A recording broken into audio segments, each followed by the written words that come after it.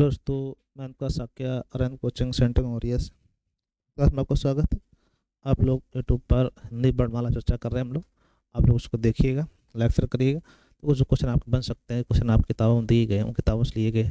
ठीक है, तो आदि पब्लिकेशन से जो किताब क्वेश्चन है उससे क्वेश्चन आप करवा रहे हैं आपको। ठीक है, कार्ड ही होता है कि जहाँ से लिया गया किताब से, तो क्वेश्चन जो आपके बनते रहते हैं वो आपके होने चाहिए। बाकी कहाँ से, ये आप देखिएगा। ठीक है, पहला क्वेश्चन करते हैं हम लोग। काकल वर्ड पूछा जाता कई बार, तो देखना काकल वर्ड आपको हा कहते हैं, किसे कहते हैं? हा को क्या कहते हैं? काकल वर्ड।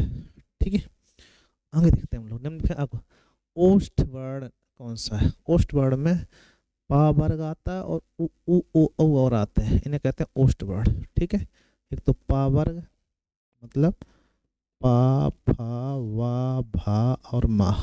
ठीक है, ये ओस्ट वर्ड। और दूसरे आपका उ उ ओ ओ। ठीक है, ये आपके ओस्ट वर्ड और होते हैं। ठीक है, कोई दिक्कत? इनका चार स्थान ओस्ट मिला के किया जाता है। इनकी ध्वनि केवल मुख से निकलती है उसे कहते हैं निर्नासिका स्वर। जिनकी मुख और नाक दोनों से निकलती हो, मुख प्लस नासिका, तो उन्हें कहते हैं अनुनासिक। क्या कहलाते हैं? अनुनासिक। ठीक है, वृत्ताकार स्वर और समृद्ध स्वर, ये आपके अलग कंडीशन है, चर्चा करें। अर्ध विवृत में कौन कौन से आते हैं? विवृत और फिर एक अर्ध विवृत। ठीक है, अर्ध विवृत स्वर कौन सा है? विवृत में आपका जो आता है वो आ है, वो औ है और ऐ। ठीक है, ऐ। अर्ध विवृत में आपका इसमें से जो आएगा वो ए आता है। क्या आता है? ए। ठीक है, ये अर्ध विवृत का पार्ट आ जाता है। फिर भी वैसे कहीं गलती नहीं होगी, कई बार ये गलती हो जाती है। अर्ध विवृत कौन सा है, विवृत कौन सा है, तो समस्या रहती है। इनको आप एक बार सही से चेक कर लें।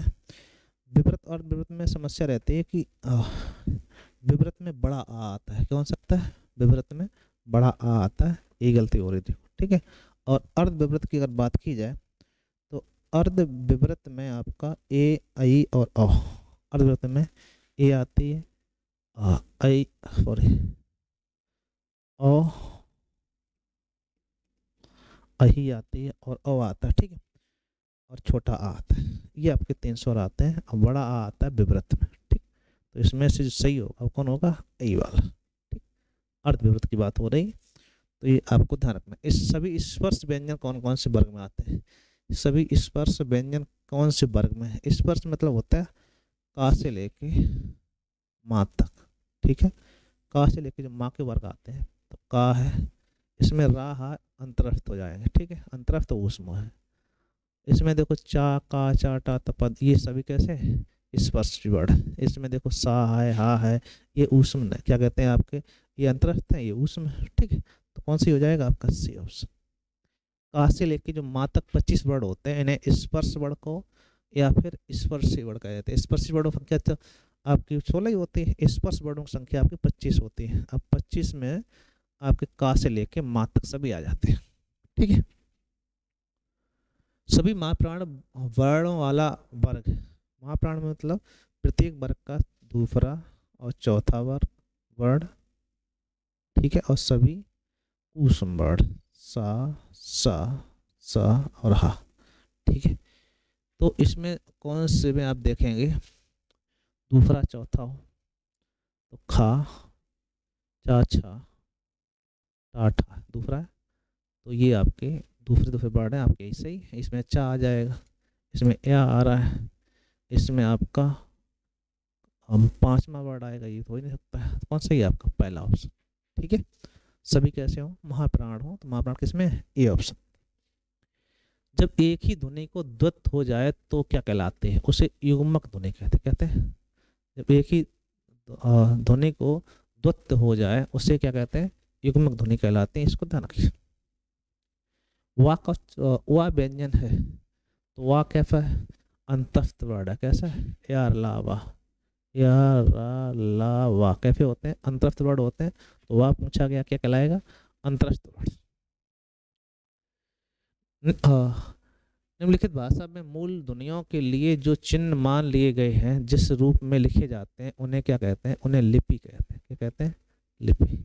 लिपि में जो चीज़ जैसी लिखी है हम मान लेते हैं वही उसका चिन्ह है, वही संकेत है, उसी रूप में वो बोला जाएगा। ठीक है भाई, तो इसलिए इसका आपका क्या हो जाता है? लिपि आंसर से।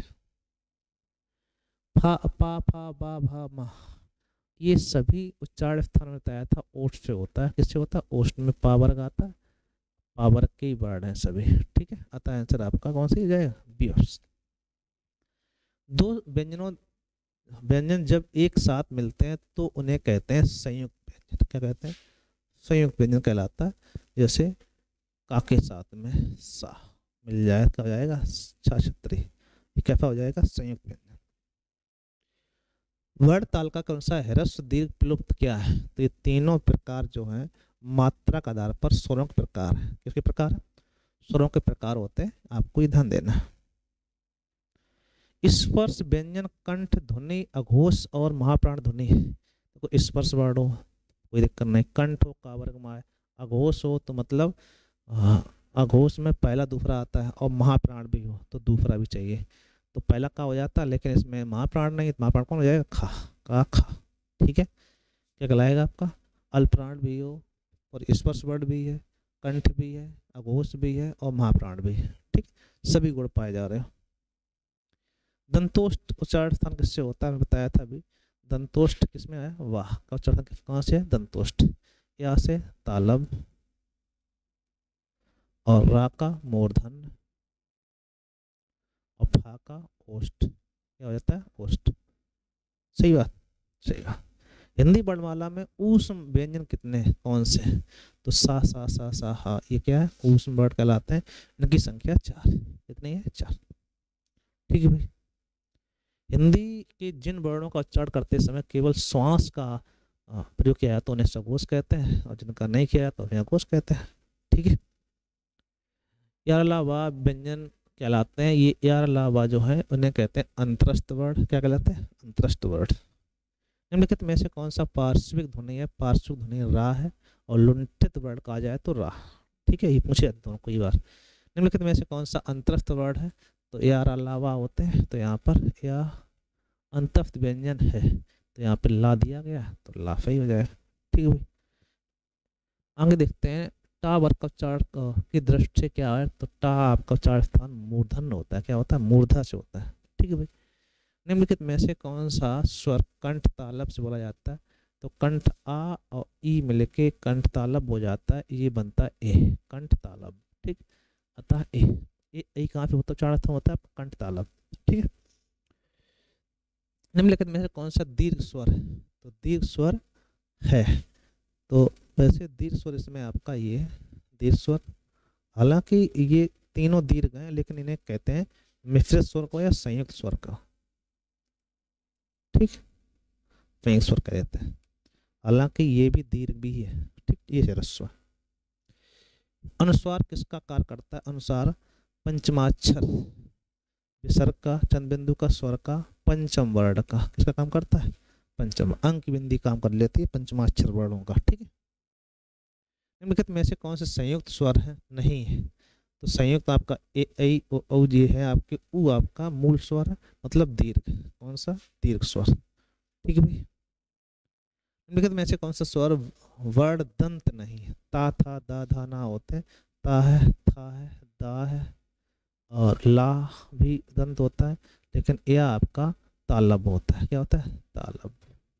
ठीक है, इसको आप ध्यान रखिएगा, यही आपका सही है। यहाँ आपका ये तो था।